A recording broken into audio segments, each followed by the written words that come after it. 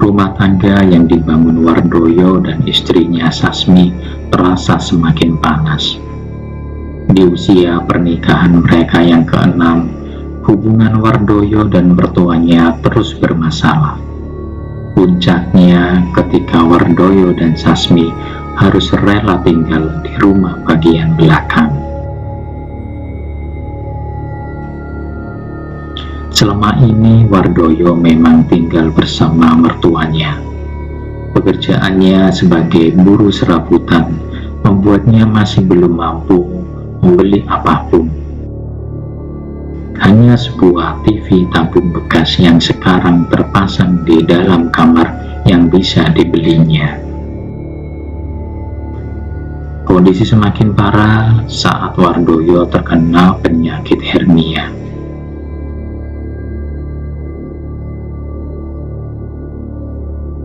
Istrinya yang awalnya masih kuat tinggal dengan Wardoyo, lama-lama mulai menjauh. Seakan tak mampu mengatasi urusan ranjang, Wardoyo juga tak bisa bekerja lagi. Sayup-sayup Wardoyo pernah mendengar laporan dari salah satu tetangga jika Sasmi pernah ketahuan jalan dengan pria lain.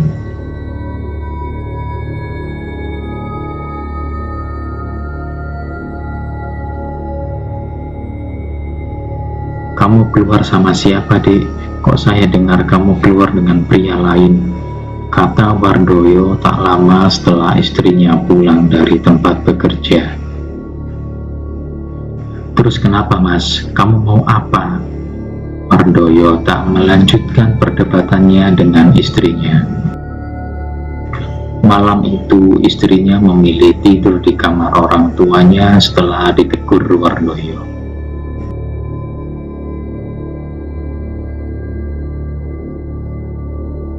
Esok hari, Wardoyo mendatangi warung kopi di dekat sungai. Ada banyak orang di sana sore itu. Wardoyo mencari satu orang teman dekatnya. Gianto sedang asik menikmati kopi dan permainan kartu domino di atas meja. Wardoyo yang datang sambil memegangi selangkangannya mencolek Gianto dari belakang. "Toh, ikut aku sebentar. Aku mau bicara," ujar Wardoyo lalu mencari tempat duduk. Gianto menutup kartunya, lalu menghampiri temannya sejak kecil itu.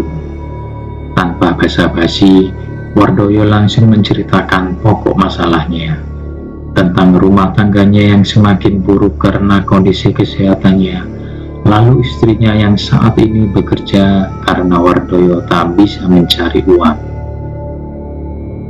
"Terus aku bisa bantu apa, Kang? Aku juga susah hidupnya," Gianto menjawab sekenanya. "Ya apa saja toh, yang penting aku bisa dapat uang banyak." Gianto lalu menatap ke atas. Dia lalu membisiki ke telinga Wardoyo, "Ada orang pintar, rumahnya di dekat Raung. Kalau mau, nanti habis isya kita main ke sana." Wardoyo setuju. Beban hidupnya yang cukup berat membuatnya rela mencari solusi apapun.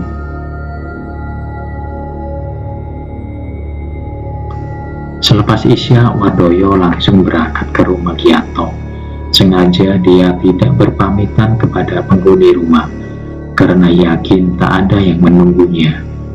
Sesampainya di rumah Gianto, Wardoyo langsung mengetuk jendela kamar, memberi sinyal pada Gianto jika dirinya sudah datang.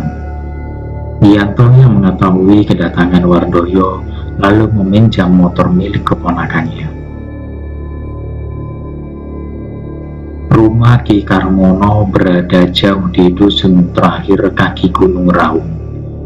Motor GL tua yang ditumpangi Gianto dan Wardoyo terseok-seok di jalanan berlumpur ketika melewati hutan karet. "Masih jauh toh?" Wardoyo membisiki telinga Gianto yang tengah fokus menyetir. "Sebentar lagi. Setelah tanjakan ada pohon benda kembar sudah dekat," sahut Gianto. Bunyi burung cekakak menyambut kedatangan Wardoyo dan Gianto ketika mendekati pohon benda kembar. Mata Wardoyo menatap ke kanan dan ke kiri, tapi pandangannya tak menangkap kelebat apapun, padahal dia merasakan seolah ada banyak orang yang sedang berdiri di sekitar pepohonan.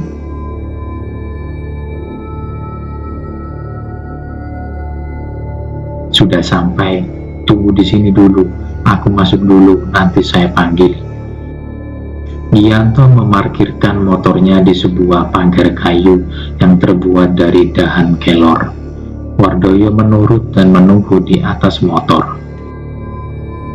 Gianto lalu berlari ke arah sebuah rumah yang ada di tengah sebuah pemukiman kecil. Ada 5 rumah yang berdiri dengan posisi melingkar.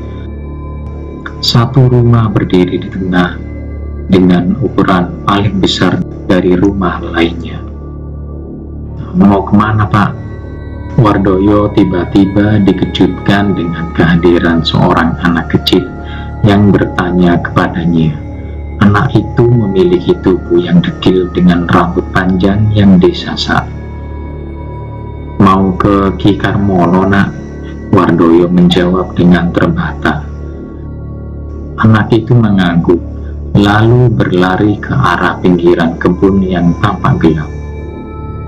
Kamu tak panggil dari tadi, kok diam saja yo? Wardoyo kembali dikagetkan dengan Gianto yang tiba-tiba sudah berdiri di hadapannya. Tadi anak kecil, sekarang kamu yang mengagetkan aku, Wardoyo menyahut sambil mengikuti langkah Gianto. Seperti sudah terbiasa, Gianto langsung masuk ke dalam rumah yang berada di tengah pemukiman.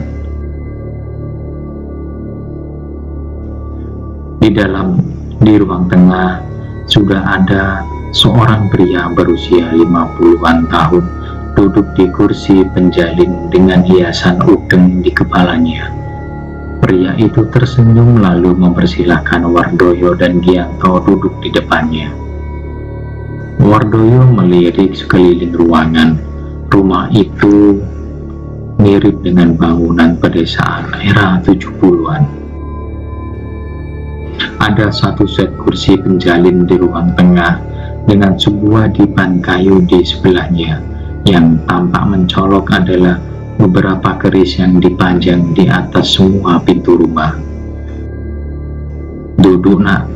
Ki Karmono kembali meminta Wardoyo untuk duduk. Tak lama istri Ki Karmono keluar membawa 2 gelas kopi dan secangkir teh panas. Wardoyo lalu menceritakan permasalahan hidupnya kepada Ki Karmono. Semua hal yang selama ini mengganggunya diceritakan sedetail mungkin. Ki, Wardoyo mengangguk, kemudian meranjak masuk ke dalam kamar. Setengah jam berlalu, Ki Karmono keluar kamar sambil menggenggam sebuah keris. Benda itu ditaruhnya di atas meja. Begitu menyentuh meja, keris dengan luk 5 itu langsung berdiri dengan posisi ujung di bawah. Sekarang permintaanmu apa? Wardoyo sempat menoleh ke arah Gianto sebelum kemudian menunduk ke antara sela kakinya. Saya pengen kaya, Ki. Ingin punya banyak uang, Wardoyo berkata lirih. Permintaan itu langsung disanggupi Ki Karmono. Dia paham jika Wardoyo tak mungkin mampu melakukan pesugihan dengan tumbal. Melihat kondisi Wardoyo sendiri yang tampak kesulitan. Aku ada cara mencari uang, bukan pesugihan. Tapi kamu harus cari uang sendiri, jawab Ki Karmono. Wardoyo tampak sumringah mendengar solusi yang diberikan Ki Karmono. Sebuah cara mencari uang tanpa ada laku pesugihan. Ya Ki, saya mau. Wardoyo mengangguk setuju. Ki Karmono memberikan Wardoyo cara mencari uang dengan berdagang sate gagak.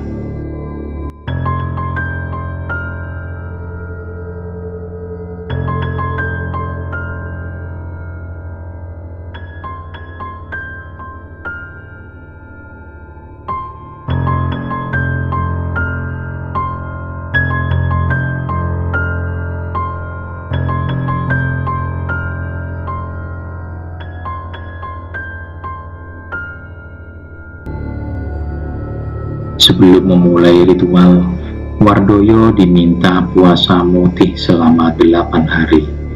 Selama itu, Wardoyo diminta untuk menahan diri agar tidak marah dan tidak bergaul dengan istrinya. Ki Karmono juga memberi syarat untuk jenis gagak yang bisa dijual, benar-benar gagak yang warnanya hitam legam. Tidak boleh ada warna lain di tubuhnya. Waktu pelaksanaan ritual juga harus mengikuti weton kelahiran Wardoyo. Usai mendengar syarat-syarat itu, Wardoyo kemudian pamit untuk pulang. Sebelum keluar dari pintu, keris milik Ki Karmono mendadak terjatuh, menandakan kesepakatan telah terjadi.